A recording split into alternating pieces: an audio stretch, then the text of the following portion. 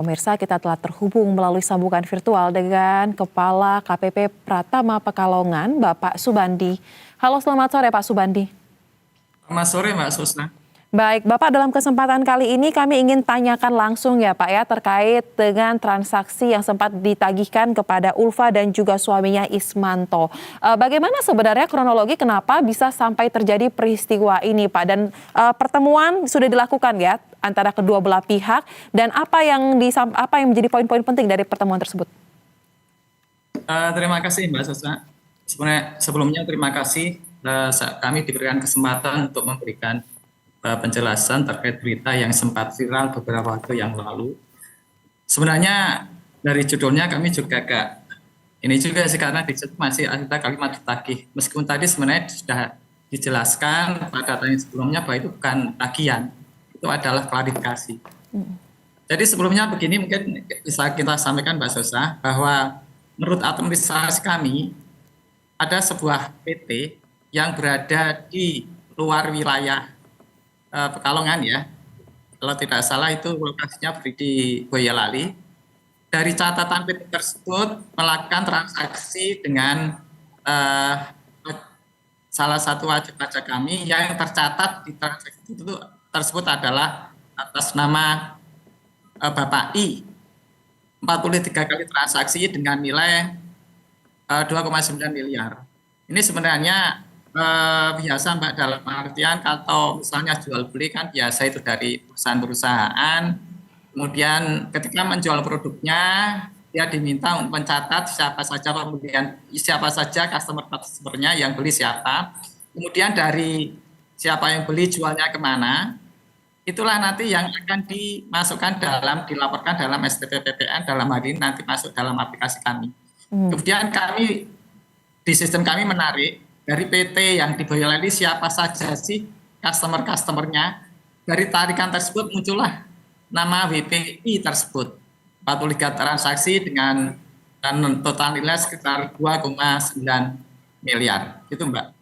Baik, jadi temuannya ini berdasarkan data dari website atau dari sistem online tersebut ya Pak ya, dan ada salah satu wajib pajak yang bertransaksi tertera di situ dan merupakan wajib pajak yang ada di wilayah Pekalongan, dan ini dari pihak KPP Pratama melakukan konfirmasi, seperti itu?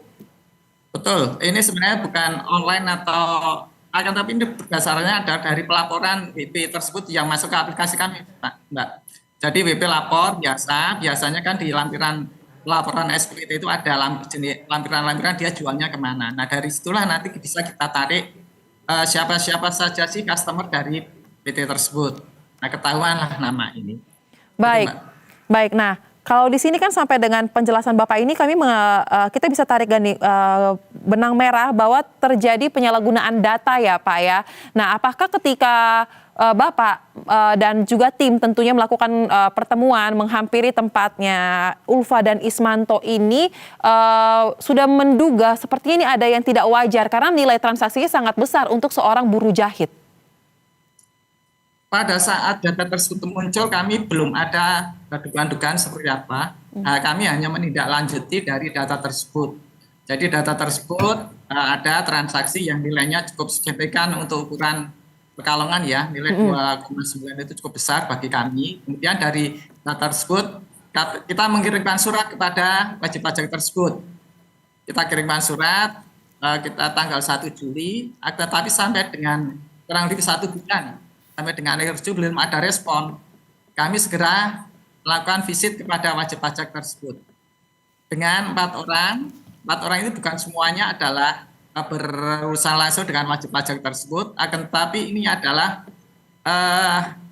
AR atau account representatif untuk wajib pajak yang lainnya dan 1 orang kasih. Biasanya kami memang kalau visit kepada wajib pajak bareng-bareng Mbak, karena memang ini terkait dengan efisiensi dan terkait dengan efektivitas kegiatan. Nah, pada saat itu kami sudah datang, kemudian kami menanyakan apakah benar suratnya sudah diterima, kemudian apakah ini NIK-nya ini benar NIK Bapak.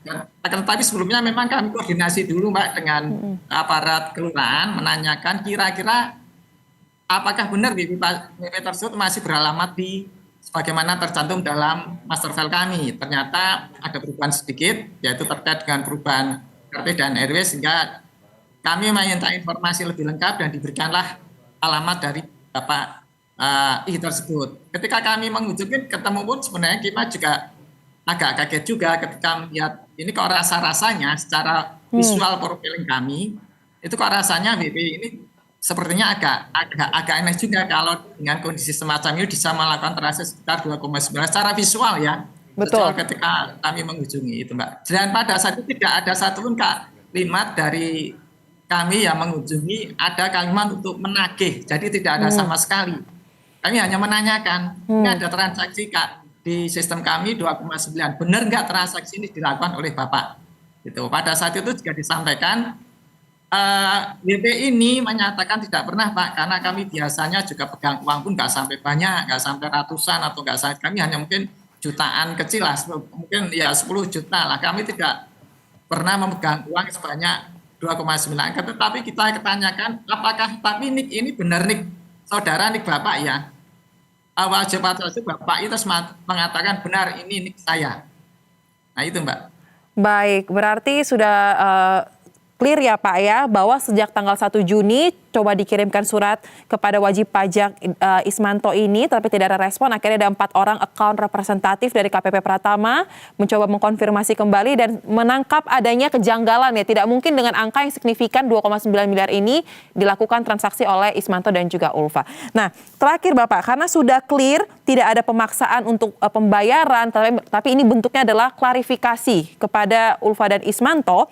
Lantas, bagaimana tindak lanjut dari KPP Pratama terkait dengan penyalahgunaan data yang terjadi dalam kasus ini? Seperti apa?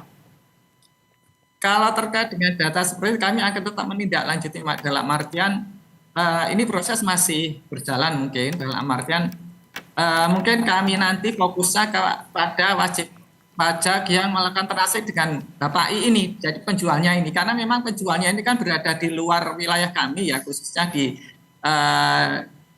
kalau kami kan kanwilnya Semarang, kalau yang di Boyolali tahun transaksinya ini kan kanwil Solo, jadi nanti kami akan eskalasi, nanti mungkin dari kanwil memberikan petunjuk apakah nanti akan dilakukan koordinasi dengan Solo, kemudian apakah nanti dilakukan tindakan-tindakan yang sesuai dengan ketentuan berlaku yang akan dikoordinasikan di Solo dengan bareng-bareng, karena ini memang secara undang-undang kami melihat bahwa ini sebenarnya ada kemungkinan, ada dugaan atau ada indikasi adanya tindak indikasi di bidang perpajakan, khususnya penyalahgunaan NPWP.